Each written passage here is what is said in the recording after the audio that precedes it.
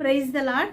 நியாயாதிபதிகள் 6வது அதிகாரம் 12வது வசனத்துல ஒரு ஆலைக்கு பின்னாடி ஒளிந்து பயிர்களை போரடித்து கொண்டிருந்த கிதியோன் கிட்ட தூதனானவர் வந்து, பராக்கிரமசாலியே, கர்த்தர் உன் கூட இருக்கிறாரு அப்படின்னு சொல்றாங்க.